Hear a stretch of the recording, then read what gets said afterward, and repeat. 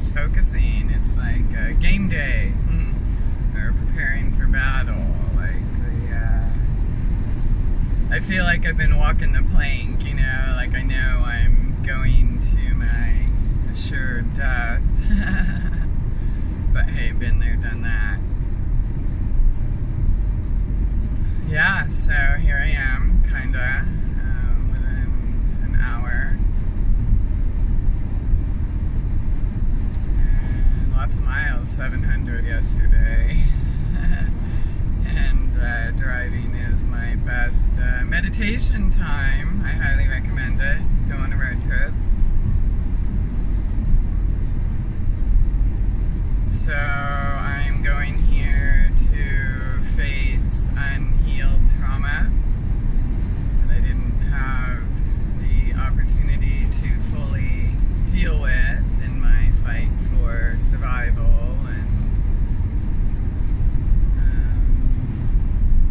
A lot happened here.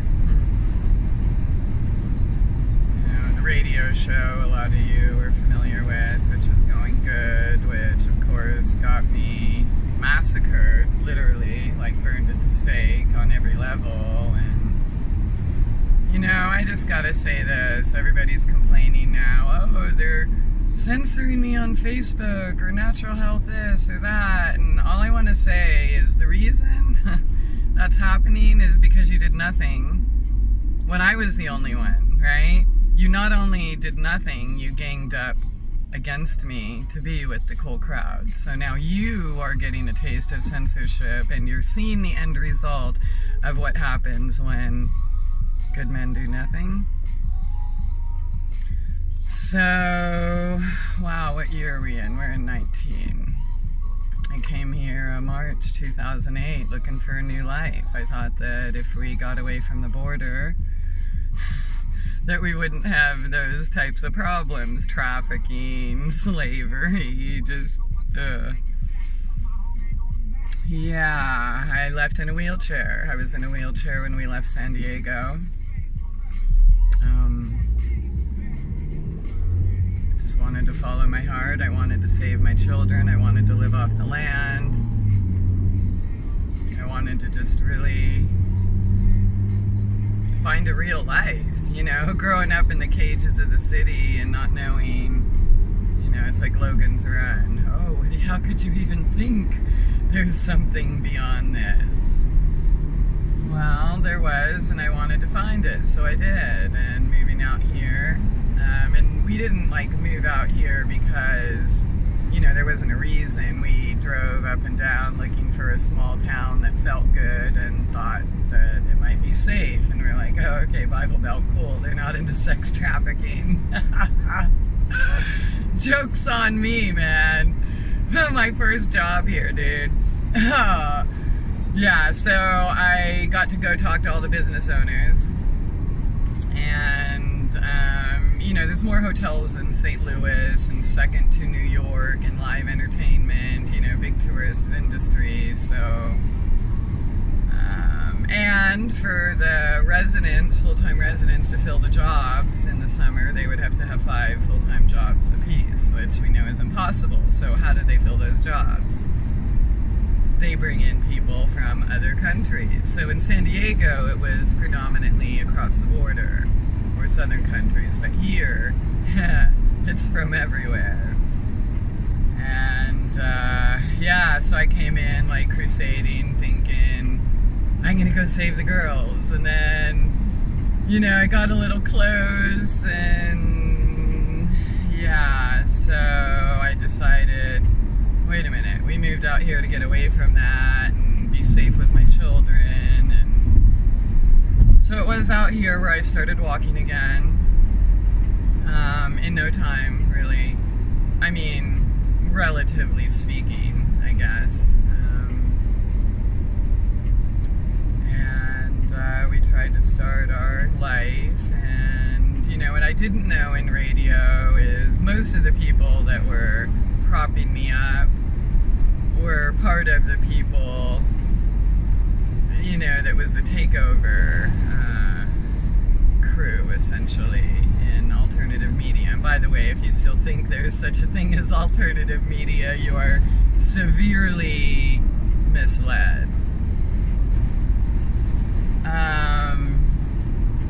Yeah. This is where where I was when, like, the geos or custios or whatever and everyone else had to crucify me. Why? Because I was actually helping people. And did they do that alone? Are they acting alone? Absolutely not. And I've talked about the different levels and how it works before, and I will go in depth with it again because I just got to meet with a longtime friend who was also part of one of the same setups that I was able to, I guess, trust my intuition enough to, like, get the heck out. And he, well, I don't want to, never mind. But yeah, what people don't know, they think that, you know, there's good guys and bad guys, and the people pretending to crusade for whatever their issue is the good guys, and the other ones are the bad guys. And because of that, you know, you have to go get them. And the problem is, this good guy, bad guy thing, you're not really realizing that the people you think you're fighting with are the ones that are fighting against you. And you joining their groups or being with them or this or that, it's a way for them to keep tabs on you, right? COINTELPRO, you know, and then the agent provocateurs and stuff like Jim Stack that go in, and Little Dog and Leland and people who, you know, promote people to act crazy or commit crimes. Like, everyone else goes to jail, like totally normal, good, innocent people, but they're still threatening the federal government with automatic weapons on international TV, or convicted felons with guns shooting people and even posting videos of it, but there was no guns up there even when they shot at me. Yep, so we came out here to try to start a nice, safe, corruption-free life. And yeah, they crucified me. I'm stronger because of it, and I'm super thankful. But I am not gonna lie, this last 10, 12, 15, fuck, it's been a long time. 14, 15 years, it's been, you know, not easy, but it's been super fucking magical and amazing, and I wouldn't trade it for anything, okay? Alright, I gotta pay attention to these weird interchanges right here, and okay, I made it. But, yeah, so here I was live on the air. It's April 2010. And it was almost, at least in San Diego, it was normal for cops to show up at my door while I'm live on the air. One time even shooting me with laser weapons, on video too, by the way. And that was after they had already put me in a wheelchair in an instant, okay? So we come out here in a wheelchair, we're gonna, you know, whatever. Somehow we made it, but that definitely wasn't the end. We were living right next to the Bayer, B-A-Y-E-R family. Father was vice president of Monsanto. We're there growing our organic gardens, and, you know, they're all taking their pills and trying to give my kids shitty shit, and long story short, my children were kidnapped under color of law. No charges, no investigation, just showed up live on the air, walked through 3, you know, my outdoor gate, my porch, and front door. I'm live on the air with Dr. Betty Martini. And they came up with charges the next day, which they themselves denied in court. They actually even denied that they said what they said that was printed in the paper, used to slander me. Thank you, Southern Poverty Law Center. And like, okay. Yeah. And ultimately I was facing 56 years. They never took me to trial. I kept begging, like, let's do it. Let's show it, you know? But that was the cover story. You know, all of a sudden all these people were best friends, like Secret Service, DIA, FBI, Southern Poverty Law Center, Monsanto, and a bunch of people in alternative media. They were just best friends all of a sudden against me. So my show at the time was in 82 countries, and it did just get bigger because of that, you know, but mostly, you know, it was probably stalker and controlled type people looking back. I was surrounded. I was naive. I was breaking the programming myself, and that's part of what Moving Out Here was for.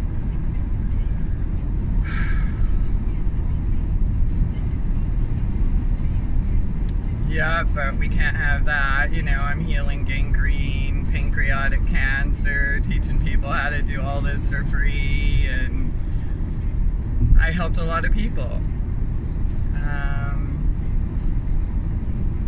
But I became a racist child abuser, and homeschooling became felony educational neglect. Not going to doctors, taking drugs and vaccines was now medical neglect. And I was a criminal facing 56 years. If you look back, and those of you who were there, how many people in alternative media told the truth or stuck up for me? Think about that. That tells you who they are. Listen to this. They'll bring on, like, strangers, right? Not colleagues, but strangers. Or they'll talk about other strangers that they read in an article or a blog somewhere. But when their actual colleague is going through that, and winning, by the way, I mean, yeah, I lost my family, I lost my reputation, I lost, you know, I paid a heavy price. But they had to cave, you know, they didn't have anything, so, you know, technically I beat the law, even though I didn't beat anything, because I didn't really, I mean, I had no reason to be there in the first place, so it was all for show, and they did what they had to do to try to get my children back under control. We had left the farm, and I was figuring out the farm I left from, because before that, all I knew was this wasn't right, I gotta go. But I didn't know what right was.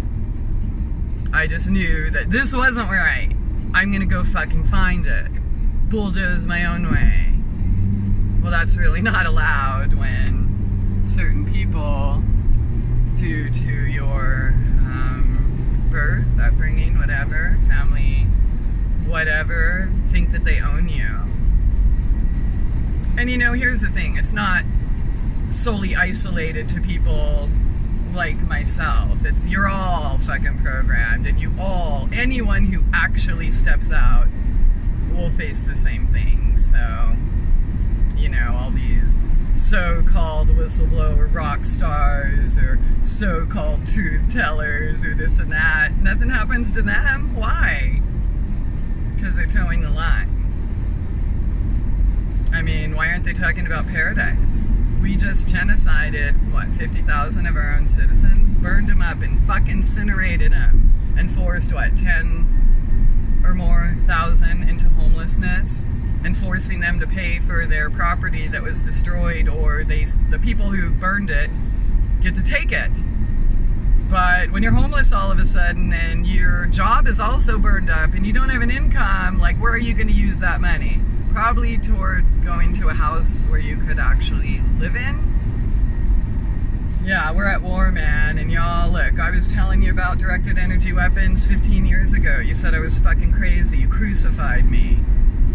Now entire towns are being decimated.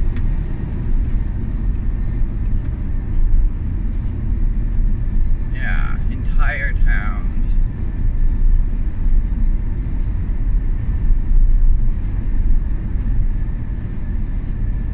Yeah.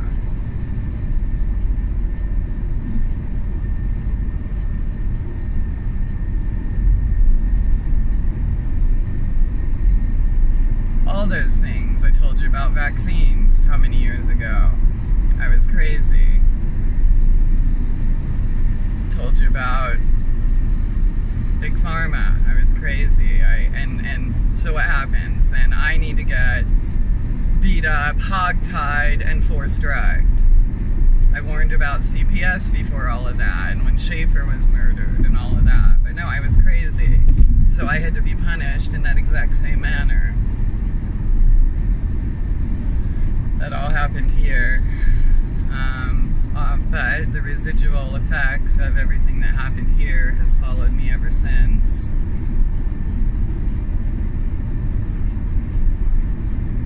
I'm going here to face it, and I just want any of you to know who's going through crap, which if you're a warrior, you are, just know that the reason you're going through these enormous challenges are because you're a fucking badass, and each of these challenges are meant to make you stronger. So don't cave, don't sell out. You can and will make it, and I am living proof. Yeah. And I also know for a fact that there is no growth, there is no freedom, there is no real healing without going back and addressing those traumas. Post-traumatic stress disorder, brain injuries, things like that, it's actual, like, brain damage, things that we need to heal from, whether you recognize it or not. I know most people think they're fucking perfect, it's just everybody else that needs help. Well, yeah, running from your shit at Super Bowl today. Oh, rah, rah, rah, you know.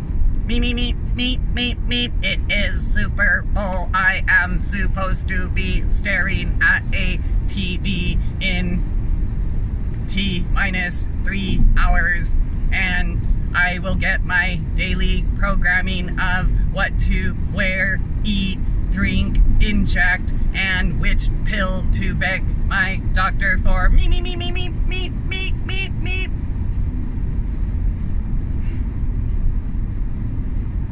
Yeah. You're all under mind control, man.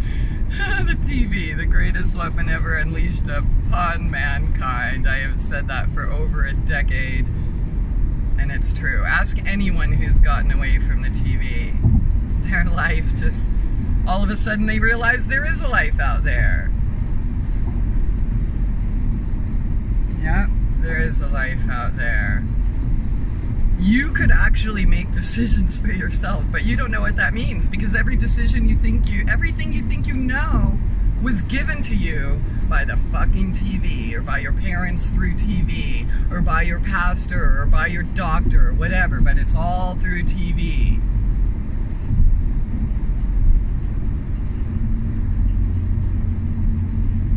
If you're supporting the system, you're part of the problem. You can't just say you know and not do anything, because it is only going to get worse. You know, now we'll have mandatory vaccines everywhere, outlawed homeschooling everywhere, forced home visits everywhere for everyone, forced pills, and more towns getting blown up as they decide that they have more projects to build, more money to make, more slaves to incinerate.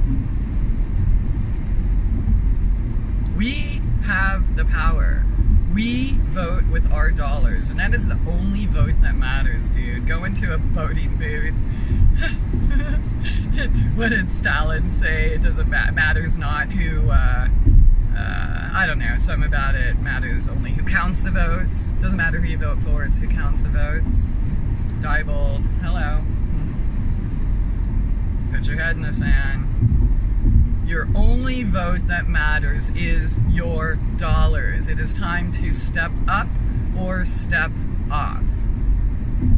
And yeah, I mean that, because it's just reality. It's, look at the planets, look at what's going on. This isn't, yeah, training wheels are off. Shit is real. And that's why I know it is crucial for me to go back and face things that my cells, your cells hold on to these fears, these traumas. It's time to face it and dive deep and let it go.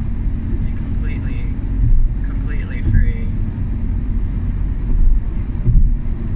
It's time for you to do the same, however you need to do it.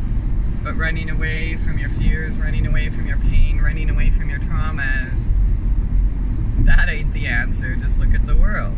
That's proof. Who do you admire in your life? Are they people that ran away from their problems? Are they people that pretended they didn't exist and brushed them under the rug? Or are they people who faced them and overcame? Who do you want to be? I know who I am. And I'm thankful for my journey. Stop complaining, really. I mean, feel it, feel the pain. But be grateful that you were entrusted with the high honor of that extreme path, because you are here for something. I'm here for something. And that purpose has been becoming more and more clear. Thankfully to my captors for having the balls to get in the ring with me. Yeah, it was scary. But who came out on top? Just like you can. Enough. Bye.